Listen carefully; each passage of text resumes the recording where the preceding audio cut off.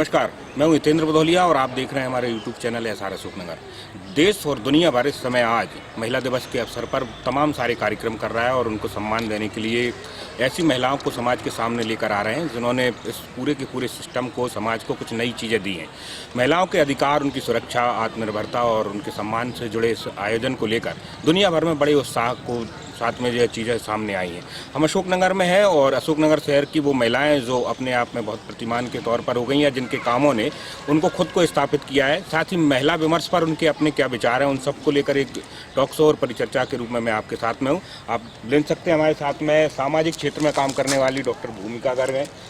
बहुत कम उम्र में जो है अशोकनगर शहर में नाम कमाए, अपनी 3 पुस्तकें लेके जो है अभी तक आ चुकी हैं। अंकिता जी ने, मैडम अन्नपूर्णा सिसोदिया हैं, इनकी एक बहुत मशहूर पुस्तक है औरत बुद्ध नहीं हो सकती। इनसे हम बात करेंगे। पेशे से शिक्षिका हैं। इसके अलावा महिला बाल विकास की जो एक समिति होती है, बाल कल्याण समिति, उसकी सदस्य और पेशे से एडवोकेट मुक्ति परमार भी हैं और अशोकनगर नेहरू डिग्री कॉलेज में प्रोफेसर और हिंदी में PhD की है योगिता भार्गव जी भी हमारे साथ में महिला विमर्श के विषयों पर लगातार लिखती रहती हैं, आज भी रहेंगी। और एक बहुत महत्वपूर्ण शख्सियत हमारे बीच में SI सोनम जी हैं। तो सोनम रघुवंशी इस समय जो है महिला सेल में भी हैं। तो महिलाओं को लेकर जो अधिकार और सुरक्षा को लेकर जो सरकारी जो जिम्मेदारियां हैं उनको लेकर आज वो आएंगी। तो सबसे पहले हम शुरुआत अंकिता से करते हैं, चूँकि सबसे छोटी हैं। अंकिता, पहले हम आपसे जानना चाहेंगे, आप इतनी छोटी उम्र में 3 पुस्तक लिखते हो और उसमें भी एक महिलाओं को लेकर लिखी है, तो कैसे अनुभव रहे आपके? मेरा अनुभव बहुत अच्छा रहा। जब मैंने स्टार्टिंग की थी तो उस टाइम अशोकनगर में मतलब मैंने नहीं सुना था कि कोई लेखिका है, कवित्री है। तो स्टार्टिंग में मुझे बहुत परेशानी आई। जब भी मैं कोई कविता प्रकाशन के लिए देती थी तो लोग कहते थे अशोकनगर ये भी कोई प्लेस होता है।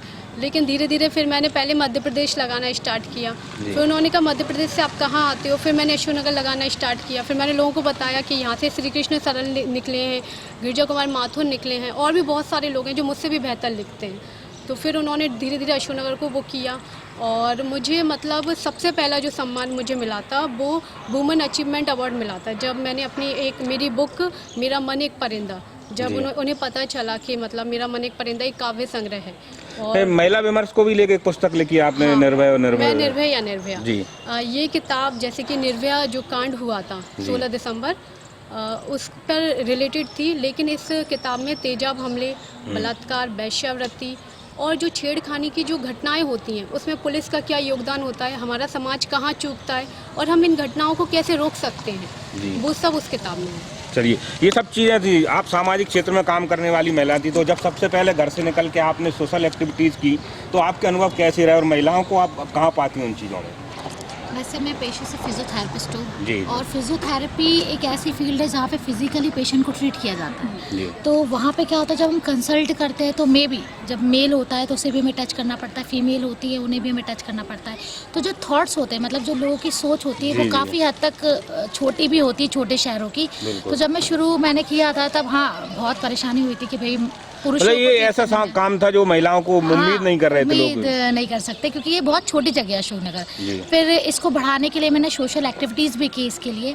फिर थोड़े नॉर्मल दूसरे सोशल वर्क भी किए काफ़ी। जैसे मैं अभी कुछ टाइम पहले महिला आयोग में भी थी और उसके बाद में अभी मैं अपने प्रधानमंत्री जन कल्याण योजना में भी हूँ जिला अध्यक्ष पे।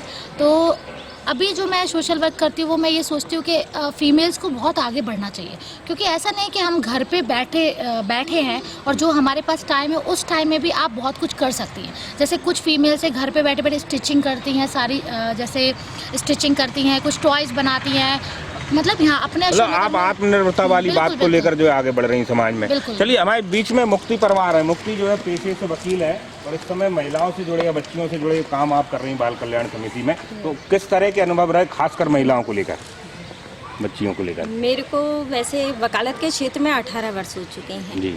और जो अनुभव अब प्राप्त हुए इन 3 सालों में, जब से मैं CWC की मेंबर हुई हूँ, तब से मुझे लगता है कि वाकई में बालिकाएं अपना ध्यान खुद भी नहीं रखती और परिवार भी उस तरह का ध्यान नहीं रखता जैसा रखना चाहिए उनको। और ज़्यादा अवेयरनेस की ज़रूरत है ग्रामीण क्षेत्र में। तो ग्रामीण क्षेत्र की जो बालिकाएं हैं उनको वो संस्कार, वो परिवेश नहीं मिल पाता है। तो वो मिलना ज़रूरी है और वो ज़रूरी है जब शिक्षा हो। तो शिक्षा भी नहीं मिल रही है बच्चियों को, माता पिता भी उस तरह से अवेयरनेस आज भी नहीं। मतलब हम लोग ये कह रहे हैं कि महिलाओं को सम्मान दिया जाए या उनको बेहतर बनाने के लिए प्रयास किए जाए, तो आपको लगता है अभी कमजोर प्रयास हैं? बहुत कमजोर प्रयास है। अभी तो मैं ये मानती हूँ कि 50% भी सुधार नहीं है, जी क्या मेरा अनुभव कहता है ये। नहीं, अभी जो आपके पास जो केसेज आ रहे हैं उस केसेज में ऐसी कौन सी चीज़ें आप देख रही हैं जो कम से कम सिस्टम से खराब हुए हैं? वो चीज़ें क्या है? उनमें सबसे ज़्यादा है कि बच्चियाँ जो गलत कदम उठाती हैं और उनके बारे में उन्हें नॉलेज नहीं होता है, कानूनी शिक्षा नहीं उन्हें मिलती है, या कानूनी शिक्षा का मतलब नहीं है कि पढ़ के ही ली जाए, वो बेसिक है। और जब परिवारों में शिक्षित परिवार होंगे तो बच्चियाँ अपने आप सीखती हैं कि हमें क्या क्या हमारे अधिकार हैं, क्या कर्तव्य हैं, क्या हमारे बचाव हैं। जब इन चीज़ों का ज्ञान नहीं है तो अक्सर गलतियाँ होती रहती हैं। चलिए, ये आपका विषय जो अन्नपूर्णा जी रहा, वो मैंने किताब के बारे में सुना है, पढ़ा नहीं है। देश भर में और दुनिया भर से उसके लेकर रिव्यू भी आ रहे हैं। जी जी बता रहे हैं नारी विमर्श को लेकर बहुत अंतस तक आप उसमें गई हैं। जी जी। तो ये बाहर की जो चीज़ें हैं जिसमें समानता या उस तरह की चीज़ें, तो अब नारी मन को लेकर अब इन सब चीज़ों के बीच में आप क्या कह रहे हैं? मैंने अपनी पुस्तक में नारी मन को खोलने की कोशिश की है। जैसे हम लोग अभी बात कर रहे हैं, यहाँ बहुत ही अलग अलग क्षेत्रों में काम करने वाली हमारे साथ बहनें हैं, और हम बात कर रहे हैं कि आत्मनिर्भर होना चाहिए, या हम बात कर रहे हैं कि शिक्षा का थोड़ा अलग जगानी चाहिए। लेकिन मैंने जो देखा है, या हमारी सारी बहनों ने देखा होगा कि पढ़ी लिखे समाज में भी पढ़ी लिखी बहनों को भी बहुत कुछ सहना पड़ता है। आज हम कल ही आयशा का हम देख रहे थे वीडियो, वो बच्ची उसमें नहर में कूद जाती है, साबरमती में कूद के उसने आत्महत्या कर ली। अब वो आत्महत्या करने वाली लड़की अनपढ़ तो नहीं थी। बिल्कुल। आज भी हमने लॉकडाउन में देखा कि घरेलू हिंसा की घटनाएं बढ़ी, और घरेलू हिंसा की घटनाओं का शिकार केवल अनपढ़ महिला नहीं थी। अनपढ़ महिला फिर भी जवाब देना जानती है, पढ़ी लिखी महिलाएं तो वो सारी कर रही हैं, हाँ, सहन करती हैं, और वो घटनाएं उनके साथ हो रही हैं। आप देखते हैं डिवोर्स के केसेस बढ़ रहे हैं आजकल, या छेड़छाड़ की घटनाएं आज भी नहीं रुक रही हैं।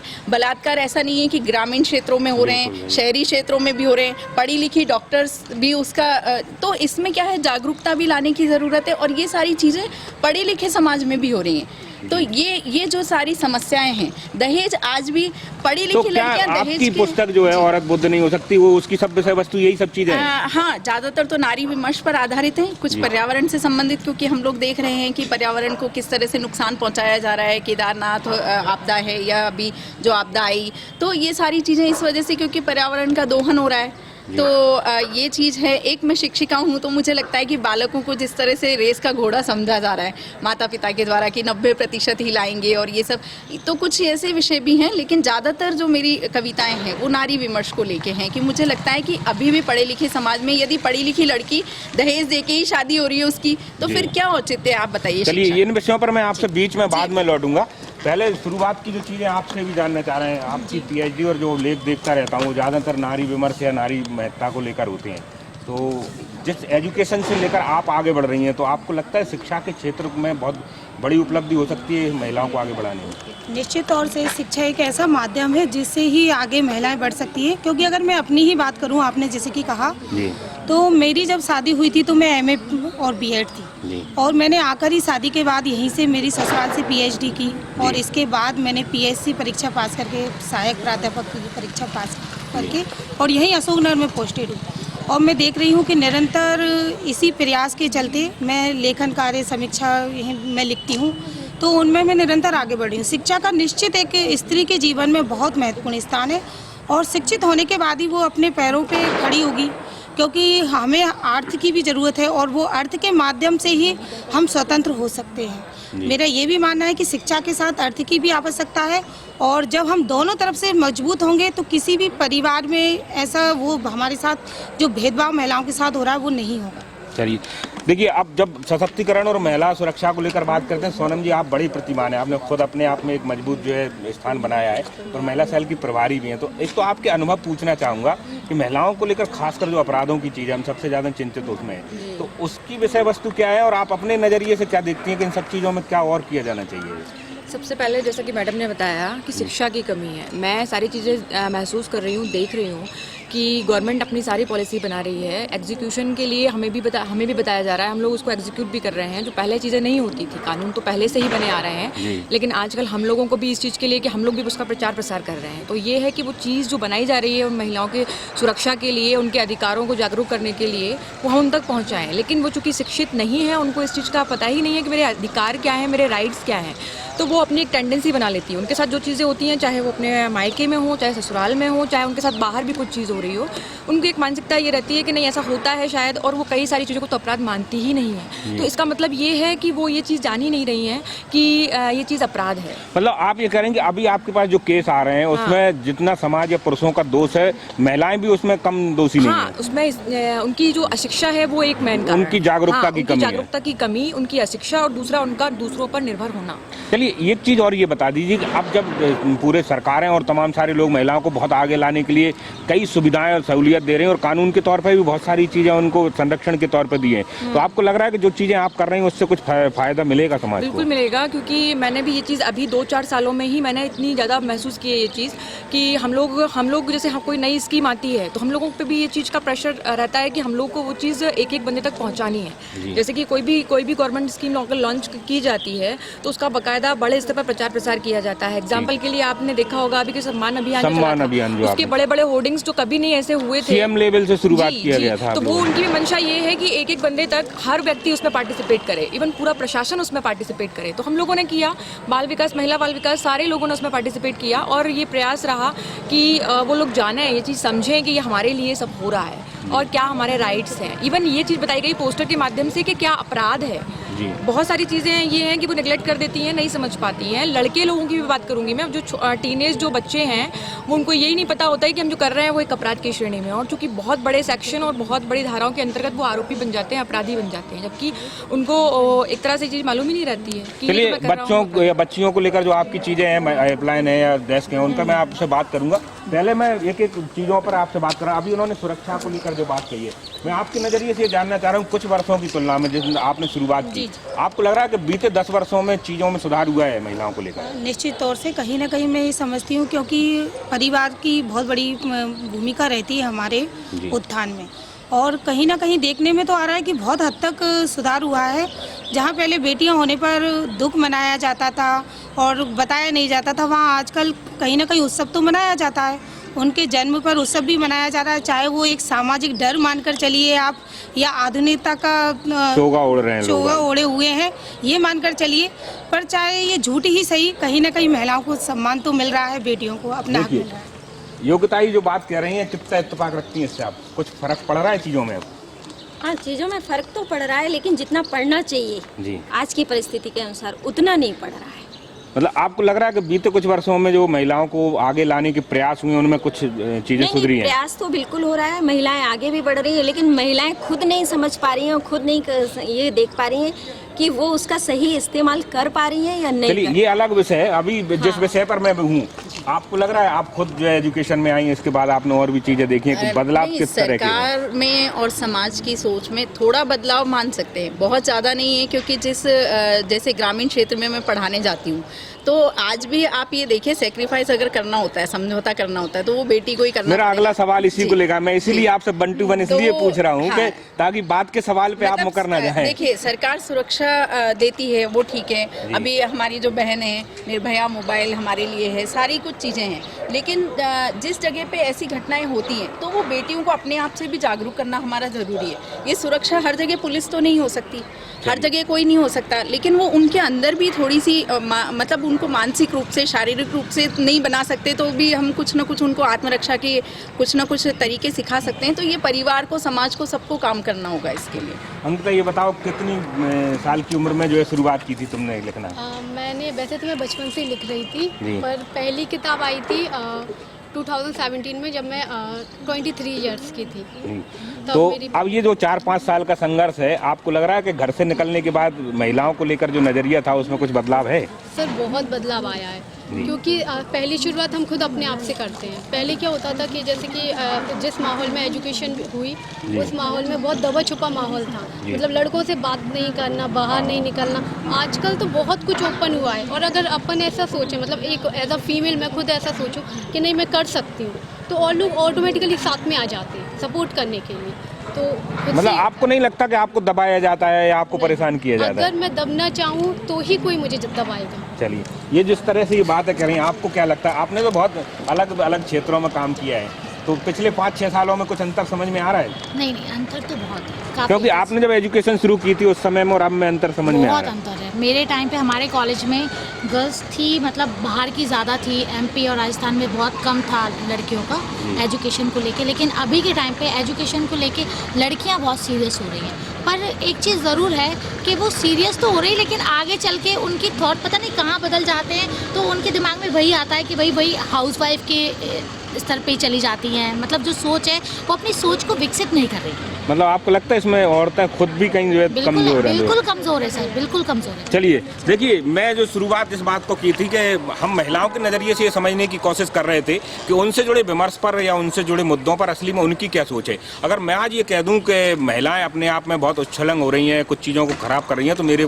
पीछे आप सर हाथ लेके पड़ जाएंगी। इसलिए मैं आप लोगों से जानने की कोशिश कर रहा हूँ, आपसे खासकर ये चीज़, क्योंकि एक बड़ा ख़राब रिकॉर्ड या आंकड़े हमारे यहाँ आए हैं बच्चियों की भागने के। आप महिला सेल में वो सब चीज़ें कर रही हैं और अशोकनगर जिला तो और शर्मसार करने वाली चीज़ें। तो एक तरफ जब हम ये कहते हैं कि उनको स्वतंत्रता दी जाए, उनको तमाम सारी सुविधाएं दी जाए, तो आपको लगता है कि उसके नुकसान भी कुछ हो रहे हैं, ये जो चीज़ें आई हैं? नहीं, वो जो आपने बात की केस की, वो मैं आपको बताऊंगी कि वो लड़कियां सारी अंडर एज हैं। मतलब वो लड़कियां 12, 13, 14 साल की लड़कियां हैं। अगर वो अपनी इच्छा से भी जा रही हैं तो वो उन्हें ये नहीं पता कि ये हम जो कर रहे हैं उसका फ्यूचर क्या होगा। हम लड़कियों की स्वतंत्रता से बिल्कुल परहेज़ नहीं करते। अगर वो 18 के अबव हैं, वो बहुत अच्छे से जाएँ, हमें उससे कोई समस्या नहीं है। लेकिन अगर 12-13 साल की लड़की किसी के बहलाने और फुसलाने से जाती है तो डेफिनेटली एक आगे कोई आंकड़ा याद है अशोकनगर को लेकर अभी आपके? बहुत इवन ये मान के चलिए कि करीबन 50-60 लड़कियां, जो मैं अभी बता दूं आपको, 1 महीने के अंदर मेरी नॉलेज में है कि उनको रिकवर किया गया है। और यहाँ सिर्फ अशोकनगर ज़िले की लड़कियां, झारखंड और बिहार से हम लोग रिकवर करके लाए हैं, और वही टीनेज लड़कियां। तो वो चीज़ चूँकि अब लॉ में ही है कि आप अगर 18 से कम एज की हैं और तो आप उस सक्षम। अब यही बता दीजिए मुझे कि आखिर कहाँ कमी रही थी जो है कि बच्चियों को इस तरह की चीज़ें को जो है करना पड़ा? आपने तो सारे केस लगभग देखे होंगे, तो कोई कॉमन चीज़ क्या लगी? कॉमन चीज़ ये है कि उन्हें वो माहौल ही नहीं मिल रहा है बच्चियों को। बच्चियाँ अगर मोस्टली उसमें ये है कि रूरल एरिया की लड़कियाँ हैं, अगर वो जो 5th, 6th, 7th क्लास जैसे ही क्रॉस करती हैं तो उनके दिमाग में कुछ ऐसी चीज़ें चलने लगती हैं, कुछ इन्फ्लुएंसेस आते हैं जिससे वो बहुत ज़्यादा प्रभावित हो जाती हैं। वो एक एज भी ऐसी रहती है कि उसमें बहुत सारे हार्मोनल चेंजेस भी होते हैं, तो उसको भी अपन इस चीज़ के लिए रिस्पॉन्सिबल मान सकते हैं कि उनको ये चीज़ समझ में नहीं आती क्या हमारे लिए सही है और क्या गलत है। और वो उस टाइम पे उनको जो सही लगता है वो उसमें स्टेप ले लेती हैं। हाँ, उसमें वो स्टेप ले लेती हैं। फिर वो ये नहीं देखती कि उनका फ्यूचर क्या होगा, और वो हमारे लिए तो वो क्राइम है, तो हमें तो वो चीज़ एज ए क्राइम ही लेनी पड़ती है। माना हमने कि लड़कियां ये चीज़ एक्सेप्ट करती हैं कि हम अपनी कंसर्न से गए थे, लेकिन कंसर्न भी उनकी मान्य नहीं है, क्योंकि वो उस एज में ही नहीं है कि वो अपनी कंसर्न दे पाएँ। जी, तो आप जो बात कर रही हैं, आप जब अपने कॉलेज में आती हैं तो आपके यहाँ तो आने वाली बच्चियाँ लगभग सोचने समझने वाली आती हैं, ये भले ही 10-12 साल की बच्ची, तो उन लड़कियों को आप देख रही हैं कि उनकी स्वतंत्रता के लिए अभी उनको छोड़ा जा सकता है खुला? जी नहीं, मुझे नहीं लगता, क्योंकि उन्हें परिवार में उस तरह का माहौल ही नहीं मिलता। ये जो इन्होंने अभी मैडम ने बात बताई कि इस तरह का माहौल उनके अंदर, उनकी या माँ या पिता की हम कहें कि उनको इस तरह की शिक्षा ही नहीं दी जाती, कि वो नैतिक शिक्षा भी उनके पास नहीं है कि वो क्या गलत कर रही हैं, किसे कर रही हैं। बल्कि मैंने ये देखा है कि जब महाविद्यालय में लड़कियाँ आती हैं तो वो अपने आप को एक बंधनों से मुक्त पाती हैं, और फिर वो पढ़ने वाली दिशा में न मुड़ के अपने आप को स्वतंत्र समझ के कुछ और ही दिशा में बढ़ जाती हैं। ये एक बहुत ही मतलब दुख की बात है, लेकिन हम चाहते हुए भी, क्योंकि परिवार विशेष भूमिका निभाता है इसमें, और शिक्षक की भूमिका भी बहुत है, लेकिन महाविद्यालयों में शिक्षक और छात्रों का उतना ज़्यादा एक दूसरे से संपर्क नहीं हो पाता। ज़्यादा छात्र ज़्यादा रहते हैं, शिक्षक कम हैं, और लड़कियां अपनी दिल की बात ऐसे तो हमें बताती नहीं है, तो कहीं ना कहीं लड़कियां गलत निर्णय तो अपने जीवन को लेकर ले रही हैं। तो ये जो चीज़ मैं अभी निकाली हमने, उसमें अब आप बताइए कि नारी स्वतंत्रता और समानता और इन सब चीज़ों की जो बातें लग नहीं रही कि खोखली हो जाती हैं यहाँ के लिए? बिल्कुल हो जाती हैं, इस जगह हो जाती हैं। इसलिए हो जाती हैं, स्वतंत्रता और समानता दोनों चीज़ें अलग हैं। स्वतंत्र होना इसका मतलब ये नहीं कि स्वतंत्र हो गए तो हम अपने संस्कारों से स्वतंत्र हो गए, हमारी पारिवारिक पृष्ठभूमि हमको अलग कर दे, हम उनके विचारों से, उनके रहन सहन से अलग हो जाएं। ये स्वतंत्रता नहीं है। स्वतंत्रता ये है कि आप अपने विचारों से स्वतंत्र हों, आप कुछ नया सीखें और अच्छा समाज के लिए करें और खुद के लिए, स्वयं के सम्मान के लिए कुछ कर पाएँ, पढ़ लिख पाएँ। स्वतंत्र होना ये थोड़ी ना है कि मतलब हमने सोच लिया कि अब हमें कुछ गलत करना है तो वो भी हमारी एक स्वतंत्रता है, वो स्वतंत्रता नहीं है। जी, आप तो प्राइवेट स्कूल, सरकारी स्कूलों में और गाँव में पढ़ती हैं, आप पहले नंबर से शुरू से ही यही बात कह रही थी और वही बात उठ के आ गई। अब मुझे आप ये बता दीजिए कि हम जब बात करते हैं तो कहाँ से शुरुआत करना चाहिए महिला सुरक्षा के लिए या महिला सम्मान के लिए? मैं सोनम जी की बात से सहमत हूँ कि जब वो कोई भी लड़की है, जब अगर वो 18 से ऊपर है, उसके बाद में उसका स्वनिर्णय के लिए वो समझ होती है, उसमें समझ विकसित हो जाती है, तो वो अपने, अगर वो इस तरह का कुछ भी है उसके मन में, उसके भाव हैं किसी के प्रति, तो वो स्वतंत्र है। ये उसके विचारों पे छोड़ देना चाहिए। जब माइनर की बात होती है तो वो हमारी और समाज की जिम्मेदारी है, परिवार की भी है, समाज की भी है और शिक्षण संस्थाओं की भी है कि वो उस बच्चे को सही डायरेक्शन दें। क्योंकि जैसा सभी बहनों ने कहा कि हमारे यहाँ समाज में और परिवार में इसको इतना वो बना दिया गया है, बड़ा नियंत्रण रखा जाता है बच्चियों पे कि नहीं ये गलत, क्यों ऐसा उनके दिमाग में भर दिया जाता है कि नहीं ये गलत है, इसको मत देखो, इससे बात मत करो। ऐसा माहौल शुरू से दिया जाए उनको कि वो रहे इस तरह का माहौल उनके कि उनको नहीं लगे गलत, है ना, तो वो इस तरफ नहीं मुड़ेंगी। उनको सही निर्णय लेने के लिए सही उम्र का, सही तरह का डायरेक्शन दिया जाएगा। अगर परिवार में शुरू से बात की जाएगी उनसे इस सब संबंध में। हमारे यहाँ लड़कियाँ डरती हैं, घर में जरा सा किसी से बात करते हुए देख लें तो आप देखिए ना, अपने शहरों में ये स्थिति है कि घर वाले बात करते हुए देख लेंगे तो भाई मारने पहुँच जाएंगे, तो पिताजी पीछे पड़ जाएंगे लठ लेके। तो वो बच्चे के मन में क्या, जिस चीज़ को आप मना करेंगे बहुत ज़्यादा उसका नियंत्रण रखेंगे, उसी के प्रति उसका आकर्षण होता है, वो उनकी उम्र का वो है। और 18 के बाद अगर वो इस तरह का कोई भी निर्णय लेना चाहती हैं, उनके मन के ये भाव हैं, तो उनको स्वतंत्रता होनी चाहिए। तो मैं इसकी पक्षधर हूँ, लेकिन माइनॉरिटी अगर मतलब छोटी बच्ची है तो हम सबकी जिम्मेदारी है कि हम उसे सही मार्गदर्शन दें। देखिए, अब आप उसी उम्र से निकल के आई हैं, अब जो जिस तरह की ये सभी बड़ी महिलाएं हमको जो कह रही हैं, आप लगभग उन्हीं बच्चियों के बीच में हैं, तो दिक्कत होती कहाँ है? परिवार से परेशानी है या जिस तरह की हमको परवरिश दी गई उससे दिक्कत है? दिक्कत परवरिश से है, क्योंकि परिवार तो बच्चियों का भला ही सोचेगा। जैसे हमारे पेरेंट्स भी अगर हमें रोकेंगे तो हमारे भले के लिए रोकेंगे, लेकिन जो परवरिश दी जाती है उसमें हमें ये तो बताया जाता है ये गलत है, लेकिन ये नहीं बताया जाता क्या सही है। ये मत करो, लेकिन क्या करो। अगर स्टार्टिंग से उनकी जो अपबिगनिंग जो उनकी होती है वो स्टार्टिंग से ऐसी हो कि नहीं, तुम्हें पहले अपना भविष्य बनाना है, अपने पैरों पर खड़े होना है, शुरुआत से ही जो चीजें सही करनी पड़ेंगी। शुरुआत से ही करें। ये जो सब बातें जो कह रही हैं, आप इनसे कितना इत्तेफाक रखती हैं? नहीं, मैं इन लोगों सबसे एग्री करती हूँ, लेकिन मेरा मानना ये है कि फैमिली अगर केयर, मतलब कि जिस तरीके से बच्चे का अपन पालते पोसते हैं जिसको बोलते हैं, अगर उस पर थोड़ा अच्छे से ध्यान दें, मतलब जहाँ डांट की जगह पे जहाँ प्यार से उसको समझाया जाए, तो शायद वो बच्चियाँ वो गलत कदम ना उठाएं। जैसे सोनम जी जो बात कर रही हैं कि उनकी जो है पारिवारिक परिवेश से दिक्कतें हैं, तो वहाँ सुधार की गुंजाइश वहाँ है। हाँ, क्योंकि क्या होता है, जैसे पेरेंट्स है, बच्चों को सबसे पहले उम्मीद अपने पेरेंट्स से होती है कि अब वहीं से उनको क्या हो रहा है कि उनको कहीं धुतकार दिया जाता है, कहीं उन्हें डांट दिया जाता है, जबकि वहीं पेरेंट्स फ्रेंडली हो जाए, वहीं दोस्ती वाला जो नेचर है वो लेके आएंगे, तो शायद कहीं ना कहीं इसमें बहुत चेंज आएगा। आ सकता है। सोनम जी, आपसे चीज़ पूछ लेता हूँ, अब जब आप सरकारों ने बहुत सारी चीज़ें करनी, तो अब आपके पास ऐसे क्या अधिकार हैं और क्या चीज़ें आ गई हैं जिनसे आप महिलाओं को सुरक्षा दे सकती हैं या उनके मन में थोड़ी सी जो है चीज़ों को सही कर सकती हैं? अधिकार की बात करें तो कानून तो बहुत पहले से थे, महिलाओं की सुरक्षा के लिए थे, और अब लगातार उनमें लगातार अमेंडमेंट होता जा रहा है, नए अमेंडमेंट होते जा रहे हैं। तो बहुत ज़्यादा प्रयास है कि महिलाओं को मुख्य धारा से जोड़ा जाए, और मतलब जो उनके साथ अपराध जैसी चीज़ें हो रही हैं, शोषित जो हो रही हैं, उसको बिल्कुल ही ज़ीरो लेवल पे मतलब ख़त्म कर दिया जाए। तो उस लेवल पे बहुत सारे प्रयास हमारे पास हैं। हमारी गवर्नमेंट ने इतनी सारी हेल्पलाइन नंबर्स जो खोल रखे हैं, आप 24 आवर्स खुले रहते हैं, उनकी कोई शुल्क नहीं है।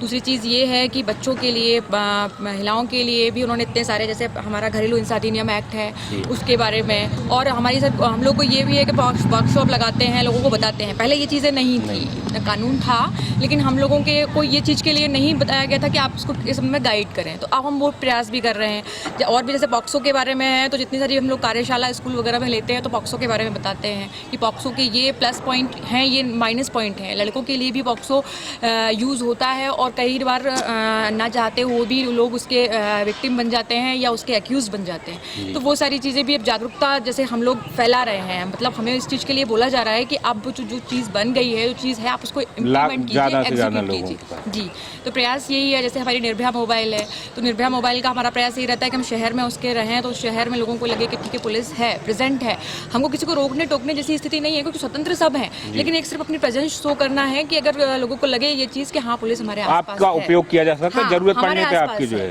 पुलिस हमारे आसपास है। तो हमारा हर मतलब ये तो प्रॉपर लेवल यहाँ की बात हो गई अशोकनगर की। हम जैसे थाना लेवल पर भी हमारे जैसे नॉन ऊर्जा डेस्क का मैं बताना चाहूँगी कि आज ही उसका मुख्यमंत्री महिला डेस्क के नाम से जो है, महिला डेस्क के नाम से पहले से था, लेकिन उसका आज ऊर्जा डेस्क के नाम से उसका इनॉग्रेशन किया गया है। तो पूरे मध्य प्रदेश में 700 थानों में हमने ऊर्जा डेस्क का संचालन आज से शुरू कर दिया है विधिवत। उसके लिए उसमें ये है कि आप महिला के लिए ना सिर्फ एक उसकी जो FIR या उससे संबंधित समस्या है वो सुनेंगे, बल्कि एक फ्रेंडली माहौल उसके लिए हमें बनाना है।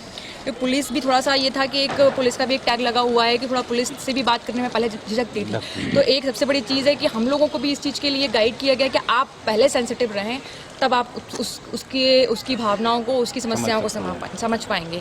तो हम लोगों के अंदर भी हमने इतनी तब्दीलियाँ लाई हैं कि हम भी बहुत सेंसिटिव हैं लोगों को लेकर।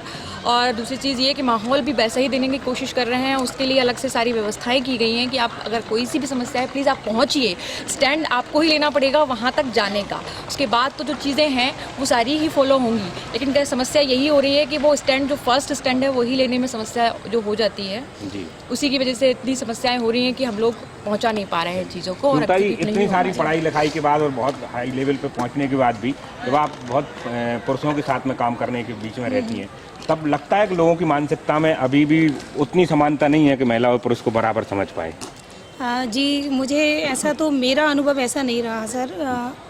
हालांकि मैं ये कहूँगी कि शिक्षित वर्ग तो कहीं ना कहीं महिलाओं के बारे में, उनके संघर्ष के बारे में और उनके यहाँ तक पहुँचने के बारे में जान रहा है कि वो किस तरीके से कितने संघर्ष के बाद यहाँ पर कदम से कदम मिलाकर चल रही हैं।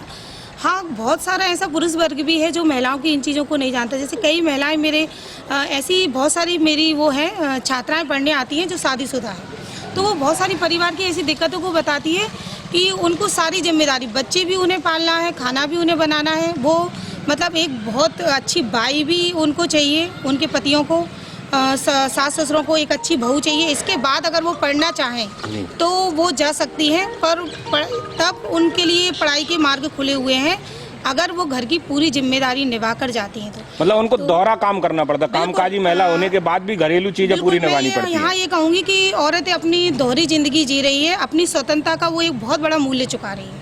वो एक तरफ जहाँ एक बाई के रूप में जी रही है, मतलब पूरा काम कर रही है, मजदूर कहूँगी मैं यहाँ उसे, वहीं दूसरी तरफ वो अपनी स्वतंत्रता के लिए पढ़कर आगे बढ़ना चाह रही है। तो ये संघर्ष अभी भी जारी है, संघर्ष अभी भी जारी है। और हम जो पुरुष मानसिकता जो बरसों से हमारा पुरुष सत्तात्मक समाज रहा है, उसमें अगर आप कहेंगे कि 50% बदलाव आया, तो मैं ये कहूँगी कि ये ऊपरी दौर से आया है, मात्र 20% ही हम बदलाव की मतलब अभी मानसिकता लोगों की चीज सही मानसिकता नहीं हुई। आपसे पूछूंगा, पुरुषवादी समाज जो हमारा है या पुरुष प्रधानता की जो बात है, उसमें हम लोगों के बीच में आने के लिए या बराबर खड़े होने के लिए कितना संघर्ष करना पड़ रहा है? ये संघर्ष तो करना पड़ता है और बहुत ज़्यादा संघर्ष करना पड़ता है, लेकिन जब हम बराबर खड़े हो जाते हैं तब पुरुष वर्ग को नहीं, वो स्टेज पाने की बात की है, वो स्टेज पर आने वाली बहुत कम महिलाएं हैं। बहुत लोगों का तो संघर्ष में ही जो है दम टूटता है ना। नहीं, बहुत संघर्ष करना पड़ता है, लेकिन कभी कभी महिलाएं ये नहीं समझ पाती हैं कि ये संघर्ष क्यों कर रही हैं, इसलिए उनको ऐसा महसूस ज़्यादा होता है। यदि महिला खुद समझे कि हम इसको, तो जो योग्यता कह रही हैं कि कहने भर के लिए भले ही बराबर की बात हो रही है, मान लिया पुरुष ने, पर अंदर से अभी भी जो है बराबर की हैसियत देने की तैयारी में नहीं है लोग। नहीं, कुछ लोग हैं, पूरी तरह से नहीं कह सकते इस चीज़ को कि पूरे लोग नहीं देते हैं, लेकिन उसका रेशो बहुत कम है। रेशो कम, बहुत कम। क्योंकि आपकी किताब के बारे में थोड़ा बता दीजिए, आखिर औरत बुद्ध क्यों नहीं हो सकती? औरत बुद्ध इसलिए नहीं होती क्योंकि औरत सोनम हो सकती है, योग्यता हो सकती है, मुक्ति भूमिका अंकिता भी हो सकती है। बुद्ध इसलिए नहीं हो सकती, इनमें से किसी ने भी अपने परिवार को इस तरह से अपने बच्चे को रात में सोता हुआ छोड़ के वो नहीं जाएगी।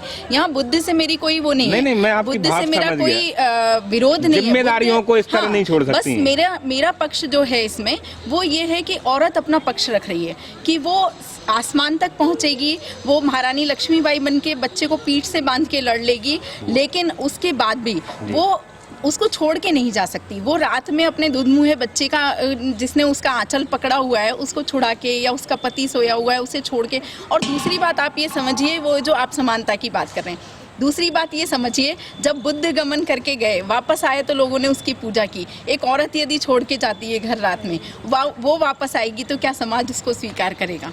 ये एक औरत का पक्ष है कि समाज उस तरह से, अभी हम भले ही समानता की बात करें, मैं तो टीचर हूँ, मैंने देखा कई बच्चे लिखते हैं, जब भी मैं निबंध लिखवाती हूँ ये बात मैं हमेशा कहती भी हूँ कि नारी पुरुष के कंधे से कंधा मिला के चल रही है। अब आप मुझे बताइए, मैं इसके से हमेशा मुझे ऐतराज है इस बात से, जिस नारी ने उस कंधे को जन्म दिया, वो कंधा उसकी योग्यता का मानक कैसे बन गया कि उस कंधे तक पहुंचना है? ये उसका पाला कैसे बन गया कि उस तक पहुंचना उसका टारगेट कैसे हो गया? उस कंधे को तो जन्म देने वाली वो है, तो हमेशा वो तो सर्वश्रेष्ठ रही है, लेकिन फिर भी असमानता के लिए लड़ाई लड़ रहे हैं। तो ये जो मेरी किताब है ये उस बात को कहती है। अगर उसमें एक अधिकारी और एक जो काम वाली महिला है, दोनों की समानता है कि एक अधिकारी वर्ग की औरत अगर घर से पिट के आती है तो वो छुपाने की कोशिश करती है कि मैं सीढ़ी से गिर गई थी, लेकिन एक बाई है, काम करने वाली सहयोगी है, वो जब आती है तो कहती है कि भाई शराब पी के मेरा पति मार रहा था, उठाया डंडा और लगाए 2, जाके पुलिस में रिपोर्ट करके आई दीदी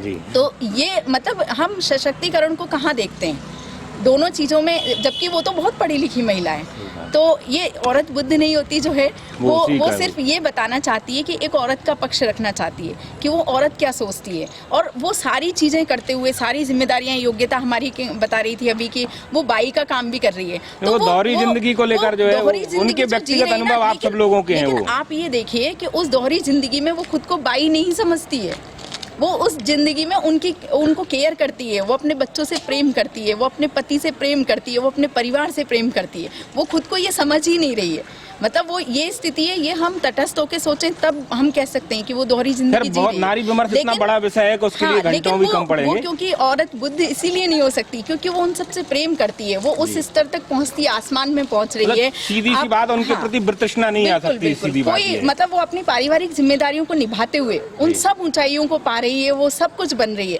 लेकिन उसके परिवार के साथ, उसकी जिम्मेदारियों के साथ वो पलायनवादी नहीं है। अंकिता, ये बताओ, जब तुमने शुरुआत की और आगे बढ़ने की कोशिश कर रही थी तो कभी मन में ये तो नहीं आया कि मैं लड़की हूँ तो इस वजह से मुझे दिक्कत आएंगी और बीच में छोड़ना पड़ेगा अपना ये शौक? एक्चुअली ये वाली बात आई भी थी। आपने एक नाम सुना होगा, कास्टिंग काउच। बहुत सारे लोग इसके, जैसे कि अगर आप एक छोटे शहर में काम कर रहे हो, छोटे लेवल पे काम कर रहे हो तो आपको कोई दिक्कत नहीं आएगी, दीदी बहन बोला जाता है यहाँ पर अगर आप एक बड़े शहर में, जैसे मैं एडवर्टाइजिंग एजेंसी में जाने का मेरा सपना था, लेकिन मुझे इसलिए रोका गया कि नहीं वहाँ तो ऐसा होता है, आपके साथ ऐसा हो सकता है। मतलब वो पहले ही बहुत सारी चीज़ें बताई गई क्योंकि वो चीज़ें उस इंडस्ट्री में होती थी, तो फिर मैंने वहाँ का सपना ही छोड़ दिया कि नहीं। तो मतलब आपने अपना एक बड़ा सपना इस वजह से जो है छोड़ा क्योंकि आपको वो सारी खराबियों से जो है डर लग रहा था, या उनमें आप नहीं जाना चाह रही थी? नहीं, डर जैसा तो कुछ नहीं था, लेकिन हाँ यही रहता है कि अगर आप उस सिचुएशन में पहुँच गए तो आप क्या करेंगे, समाज आपको कैसे एक्सेप्ट करेगा, या फिर आपका कदम क्या होगा फिर। तो इसलिए जितनी भी महिलाएं हैं सब यही सोचती हैं कि फ्यूचर बने पर सिक्योरली बने। चलिए, ये सब चीज़ें जो बात कर रहे हैं, आपने अपने पेशे के साथ जो सामाजिक क्षेत्र की कुछ महिलाओं के साथ भी काम किया, अपने तौर पर भी कुछ काम किया, ये वो काम थे जो सिर्फ पुरुषों के लिए बनाए गए थे। तो ये सिर्फ चीज़ें शुरुआत करते करते आपको नहीं लगा कि ये कहीं दिक्कत कर सकते हैं बाद में, या लोगों को खटके हैं शुरू में? नहीं, ये कॉन्फिडेंस अपना खुद का होना चाहिए। आप अगर किसी ऐसी फील्ड को चूज कर रहे हैं तो आप में फाइट करने की शक्ति होना चाहिए कि आप वहाँ पे खड़े रह सकें, आप खड़े होकर वो उस चीज़ के लिए लड़ सकें। तो ये चीज़ आपके अंदर, महिलाओं को अपने अंदर इस चीज़ को जागरूक करना पड़ेगा। ऐसे क्या होता है कि जो डर है वो डर तभी निकलेगा जब आप बाहर निकलोगे, वरना वो डर कहीं ना कहीं आपके ऊपर हावी होता ही चला जाएगा। और आज भी कहीं ऐसा ही है कि बहुत सी बच्चियां हैं जो परिवार को लेके सोचती हैं कि भाई हमारे परिवार में कोई दिक्कत नहीं है और वो अपने ससुराल वालों से संघर्ष करती रहती है। जैसे मैंने कई केसेस देखे थे जिसमें बेचारी लड़कियां, पेरेंट्स बोलते थे अब इसकी दूसरी शादी कैसे होगी, ये कैसे होगा, मतलब इसके 2 बच्चे हैं, ऐसा क्यों सोचना। आप उसको नया जीवन दे सकते हो। आप उस वैशी दरिंदे के साथ उसको रखना चाह रहे हो जो उनको मार रहे हैं, कूट रहे हैं, उनकी हालत ऐसी करते हैं अधमरी, मतलब हस्बैंड्स ऐसे इतने तक का जाते हैं कि उनके ऊपर कैरोसिन डाल देते, उनको आग लगा देते, प्रॉपर्टी तक हड़प लेते। मैंने ऐसे तक केसेस देखे। तो इसमें मैं ये कहूँगी कि इसमें सारी मिस्टेक कहीं ना कहीं पेरेंट्स की, जो वो उनको सपोर्ट नहीं कर रहे। आप सेकंड मैरिज का ऑप्शन चूज़ करो, कहीं ना कहीं वो बच्ची पढ़ सकती है, कहीं ना कहीं वो किसी भी फील्ड में जाके खुद को ग्रो कर सकती है। तो उनको उन्हें ग्रो करना चाहिए, ना कि रोकना चाहिए। चलिए, तो महिला दिवस के अवसर पर ये टॉक शो का सिर्फ उद्देश्य इतना भर था कि अलग अलग क्षेत्र में जो लोग काम कर रही हैं, जो महिलाएं हमारे बीच में आदर्श बन के तौर पर आ गई हैं, और न केवल उनसे जानें बल्कि उनके सामने ये चीज़ भी रखें कि महिला दिवस के दिन सिर्फ एक दिन विशेष नहीं होता उनको सम्मानित करने का या उनको याद करने का। दरअसल ये पुरुषों के लिए एक दिन है कि आप अपनी कमियों को, अपनी खराबियों की और अपनी कमीनताओं को समझिए। और जिस तरह की वो बात कर रही हैं कि बदलने की ज़रूरत दरअसल हम लोगों को है, क्योंकि आप जब समानता की बात कर रहे हैं, जब अन्नपूर्णा जी कह रही हैं कि समानता हो ही नहीं सकती, जिसने सृष्टि बनाई हो या जिसने जन्म दिया हो, जो जन्मजात हो, उसके बराबरी में आप कभी नहीं आ सकते। तो मेरा भी इस बात से कभी इत्तेफाक नहीं रहा कि हम महिलाओं को अपने बराबर कर लें, क्योंकि हमसे बहुत पहले से आगे हैं। तो बराबरी करने की ज़रूरत नहीं है, बदलने की ज़रूरत है पुरुषों को, और महिलाओं को थोड़ा सा उच्चतर स्थान अगर देंगे तो मुझे लगता है कि समाज बेहतर हो सकता है। तो बहुत सारे लोग अलग अलग तरीके से अपनी बात करते हैं, जब वो नारी को श्रद्धा और विश्वास जैसी चीज़ों से करते हैं, तब भी मैं उनसे बहुत ज़्यादा इत्तेफाक नहीं रखता। इस टॉक शो का उद्देश्य सिर्फ इतना था कि आज के दिन विशेष को लेकर जब आप महिलाओं को निरीह और कमज़ोर मानकर उन्हें आगे बढ़ाने की कोशिश कर रहे हैं, तो ये बेईमानी करतूतें हैं। बेहतर ये होगा कि अपनी सोच बनाइए और उनसे ये बताइए, उनको एहसास कराइए कि वो आपसे बेहतर हैं और आपसे हमेशा सम्मानीय हैं। आज के कार्यक्रम में आप सब लोग जुड़िए, आपको बहुत बहुत धन्यवाद। और महिला दिवस की आप सबको जो है बधाई। अगले समय की कमी है तो अगली बार फिर कभी आपके साथ में आऊँगा किसी नए विषय के साथ में। आज के लिए बहुत धन्यवाद।